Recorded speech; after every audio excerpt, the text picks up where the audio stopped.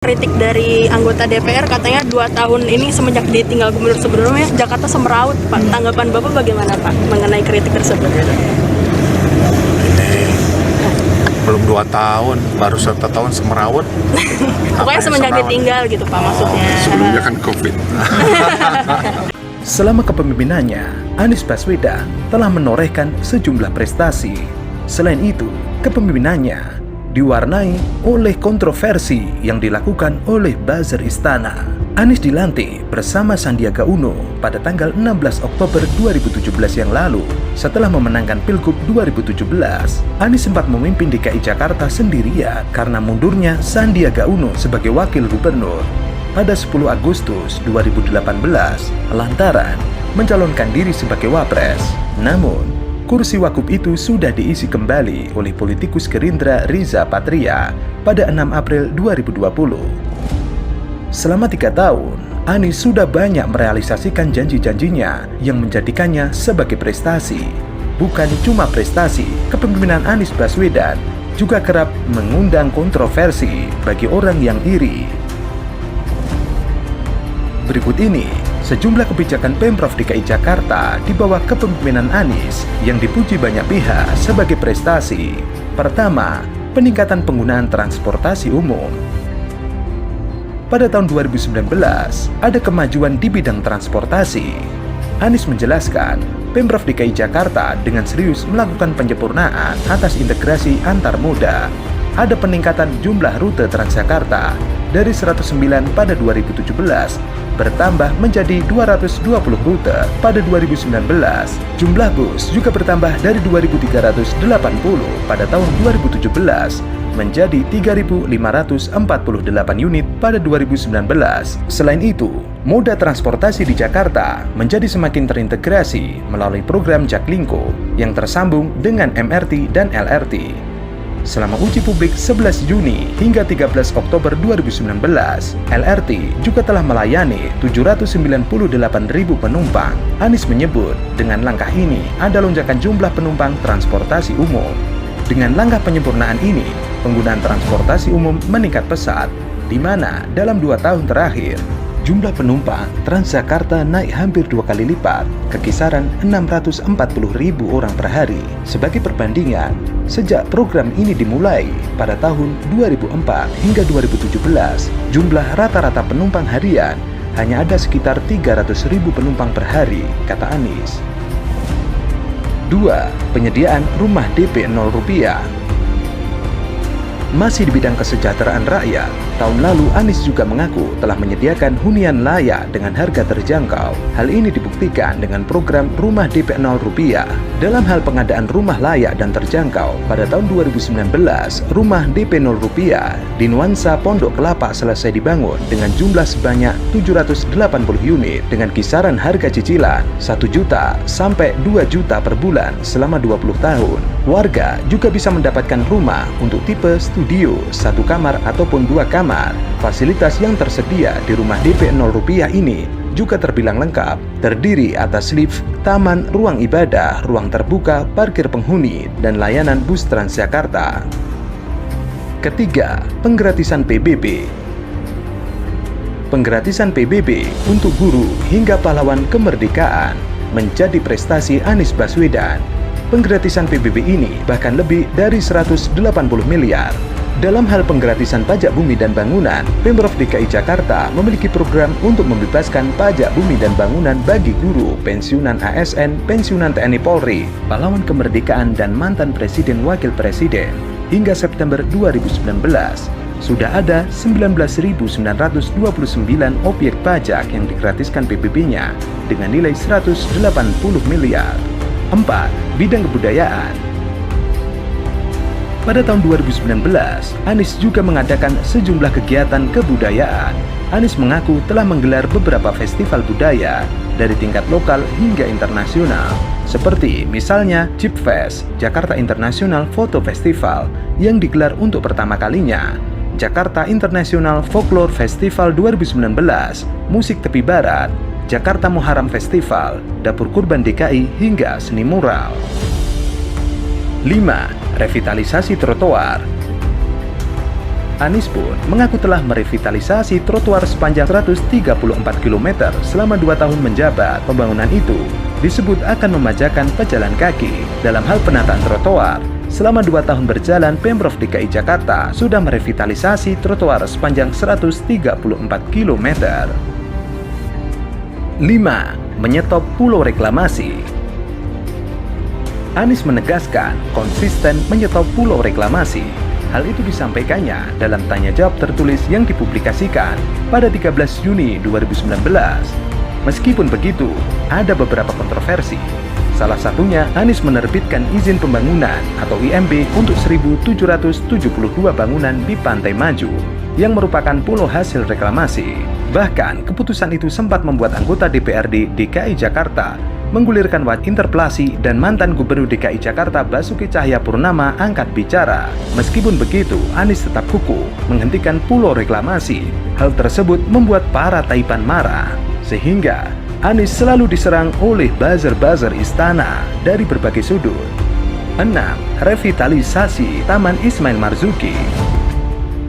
Meskipun sempat ditolak oleh Forum Seniman Peduli Tim yang mayoritas didominasi oleh pendukung Basuki Cahayapurnama, kemudian Anies meluruskan perihal isu yang akan dibangun Hotel Bintang 5 dalam revitalisasi Taman Ismail Marzuki.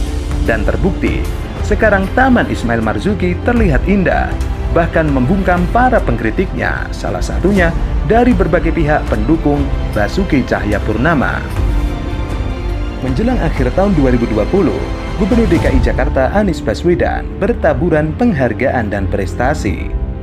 Anies Baswedan meraih penghargaan dan prestasi mulai dari skala nasional hingga skala internasional. Anies pun kerap membagikan kabar menggembirakannya itu melalui akun Instagramnya Anies Baswedan. Berikut daftar penghargaan dan prestasi Anies Baswedan menjelang akhir tahun 2020. Pertama, LKPP RI. Pemerintah Provinsi DKI Jakarta mendapatkan penghargaan dari Lembaga Kebijakan Pengadaan Barang dan Jasa Pemerintah atau LKPP RI. Provinsi DKI Jakarta dinilai sebagai pemerintah daerah dengan inovasi pengadaan yang mendukung transparansi belanja dan pengadaan. Hal ini diungkapkan oleh Gubernur DKI Jakarta Anies Baswedan dalam akun Instagramnya Anies Baswedan pada Selasa tanggal 18 November 2020. Membesarkan yang kecil tanpa mengecilkan yang besar, memastikan hadir kesetaraan kesempatan. Jangan sampai yang kecil tertinggal apalagi tergilas. Itulah semangat kami di Pemprov DKI Jakarta. Itulah pilihan arah kebijakan DKI selama beberapa tahun ini, dan alhamdulillah ideologi itu dilaksanakan secara serius dengan teknologi dan teknokrasi. Alhamdulillah, langkah itu mendapatkan penghargaan. Pemprov DKI Jakarta lanjutnya kembali meraih penghargaan. Kali ini pada Indonesia Government Procurement Award yang diselenggarakan oleh salah satu lembaga negara yaitu LKPP RI. Provinsi DKI Jakarta dinilai sebagai pemerintah daerah dengan inovasi pengadaan yang mendukung. Penghargaan diserahkan langsung oleh Kepala LKPP Roni Dwi Susanto pada Rakornas Pengadaan 2020 di Bogor. Republik ini, kota ini harus dibangun dengan semangat gotong royong. Kami menerjemahkan visi ini menjadi berbagai terobosan inovasi pengadaan oleh Badan Pelayanan Pengadaan Barang Jasa Provinsi DKI Jakarta. Salah satu terobosan tersebut yaitu inovasi PBJ atau pengadaan barang dan jasa untuk belanja UMKM sampai dengan 50 juta rupiah dengan menggunakan e-order. Marketplace yang diluncurkan sejak tahun lalu ini membuka ruang bagi UMKM untuk ikut menikmati PBJ di Indonesia. Pengadaan 22 juta masker kain untuk seluruh warga DKI Jakarta di masa awal pandemi COVID-19 juga dimungkinkan melalui e-order. Kita terus mendorong kolaborasi warga dengan pengadaan barang dan jasa.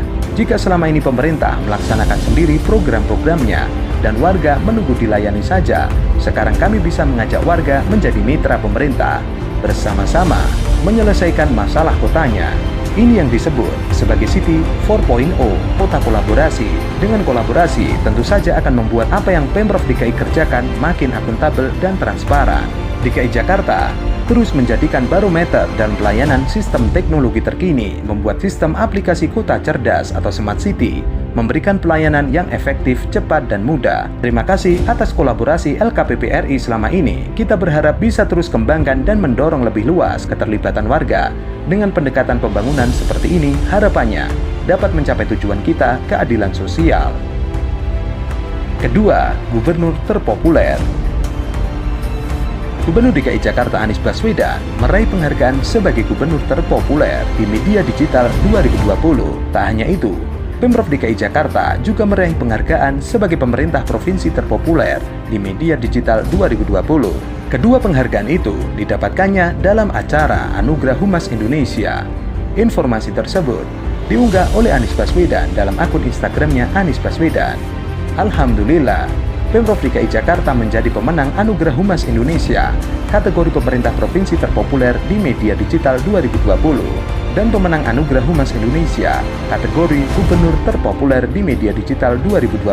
Anugerah Humas Indonesia 2020 adalah kompetisi kinerja humas pemerintah, Government Public Relation di kementerian, lembaga pemerintah daerah, BUMN, anak BUMN, dan BUMD se-Indonesia.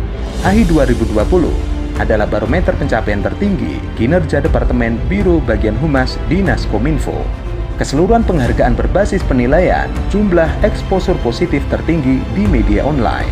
Kategori khusus ini, Humas Indonesia bekerja sama dengan KZ Digital Indonesia melakukan monitoring pemberitaan ratusan kementerian, lembaga, pemerintah daerah, dan BUMD, yaitu di 6.831 media online lokal, 904 media online nasional, dan 2.218 media online internasional, serta media sosial sepanjang semester 1 Januari sampai 30 September 2020.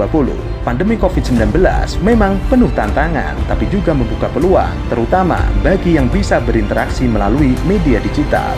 Hari ini bisa ada ribuan orang ikut satu acara tanpa perlu sewa gedung, semuanya virtual. Alatnya juga semua sudah memiliki, bukan kita beli alat baru, laptopnya sama, HP-nya sama, tapi baru kita benar-benar memanfaatkan teknologinya sekarang. Kita ingin memudahkan bagi masyarakat memanfaatkan peluang berkembangnya interaksi digital. Terima kasih atas apresiasi Humas Indonesia. Ini adalah hasil kerja keras jajaran Dinas Komunikasi Informatika dan Statistik Provinsi DKI Jakarta. Selamat atas pencapaiannya, semoga terus memberikan manfaat bagi warga Jakarta. Ketiga, top 45 inovasi pelayanan publik tingkat nasional. Provinsi DKI Jakarta dengan inovasi Bunga Tanjung, Pusat Pelayanan Terpadu Kekerasan Perempuan dan Anak. RSUD Tarakan milik Pemprov DKI Jakarta meraih top 45 inovasi pelayanan publik tingkat nasional dari Kementerian Pendayagunaan Aparatur Negara dan Reformasi Birokrasi Republik Indonesia. Penghargaan itu terkait dengan inovasi Bunga Tanjung di RSUD Tarakan. Sejak tahun 2018, RSUD Tarakan berinisiatif membuat inovasi Bunga Tanjung, yaitu layanan kesehatan bagi korban kekerasan terhadap perempuan dan anak yang komprehensif, yaitu dengan melibatkan seluruh tenaga medis dan penunjang medis yang ada di RSUD Tarakan, serta terintegrasi dengan kepolisian dan unit pusat pelayanan terpadu pemberdayaan perempuan dan anak, sehingga pemulihan korban tertangani secara profesional dan berkesinambungan. Dalam pengembangannya, layanan inovasi Bunga Tanjung juga diperluas dengan integrasi ke call center Jakarta Siaga 112 sebagai layanan aduan warga serta UPT ambulan gawat darurat untuk layanan penjemputan korban. Kami berharap ke depan layanan Bunga Tanjung ini menjadi pemantik bukan hanya bagi rumah sakit milik DKI Jakarta, tetapi juga untuk seluruh elemen masyarakat untuk ikut turun tangan dalam melindungi perempuan dan anak di Jakarta. Selamat dan apresiasi kepada seluruh jajaran RSUD Tarakan. Terus hadirkan terobosan-terobosan baru untuk memberikan manfaat lebih luas bagi kesejahteraan warga DKI Jakarta. Keempat, emas Bumandala Kanaka dan Bumandala Kencana. Kembali DKI Jakarta meraih penghargaan berupa medali emas Bumandala Kanaka dan Bumandala Kencana untuk kategori provinsi. Penghargaan itu diterima langsung oleh Gubernur DKI Jakarta Anies Baswedan di Hotel Borobudur, Jakarta Pusat.